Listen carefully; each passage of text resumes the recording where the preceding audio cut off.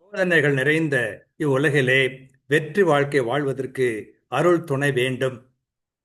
அந்த அருள் துணையை அருள் சாதனங்களாக இறைமகனார் நமக்கு தருகின்றார் என்று பார்க்கின்றோம். அவை என்ன என்று சொல்லும் பொழுது விளக்கமாக இன்று இறையடியார் வீரமாமுனிவர் அதனை நமக்கு தருவதை பார்க்கிறோம். என்னவெல்லாம் அப்படி அமைகிறது என்று பார்த்தோம் என்று சொன்னால், முக்கியமாக மரணம் நம்முடைய வாழ்க்கையை நிர்ணயிக்கின்றது. ஆகவே அந்த நேரத்தில் வெற்றி பெற வேண்டும். அதற்கு ஒரு அருள் சாதனம். நம்முடைய இல்லற வாழ்வு இனிமையாக நடக்க வேண்டும். அதற்கு ஒரு அருள் சாதனம்.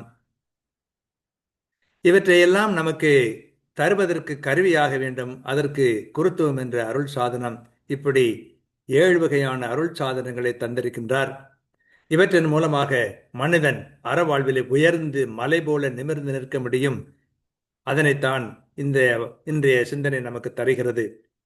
துஞ்சிய கால் பழி பேய் அமர் வென்று எழ தூய் நெய் பூசல் திறன் தந்து வெஞ்சிய மா இருள் நீக்கி விளக்கு என விதிசை அத்தர் விளைவு ஈந்தே அஞ்சிய கோதியல வாழவும் மன்றலை அருள் செய் யாக்கை எனச் செய்வேன் எஞ்சிய மாக்களும் இத்திறத்து 7 வரம் எய்தி குன்றத்து இணை நிற்பார் என்று புரோகித படலத்திலே வீரமாமுனிவர் கூறுகின்றார்.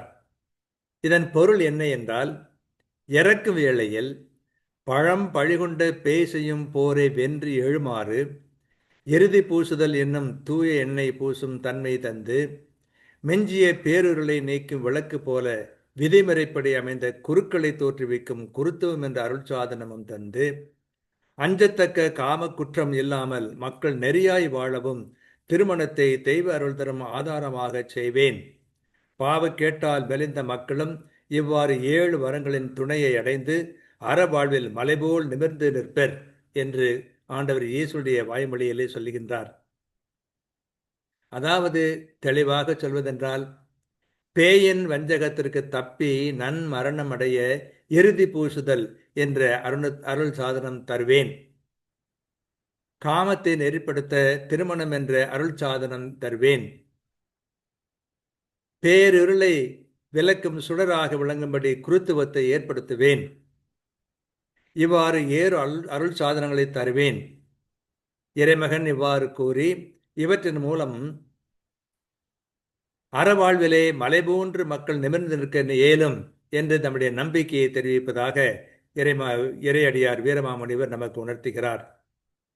துஞ்சிய கார் பழி பேயமர் வென்று எழ தூய்னை பூசல் திறன் தந்து விஞ்சிய மா இருள் நீக்கும் விளக்கு என விதி செய் யத்தர் விளைவிந்தே அஞ்சிய கோதிதல வாழவு மண்டலை அருள் செய் யாக்கையை என செய்வேன் எஞ்சிய மாக்களும் இத்திருத்து 7 வரம் எய்தி குன்றத்தினை நிற்பார் என்று கூறுவதை பார்க்கிறோம்.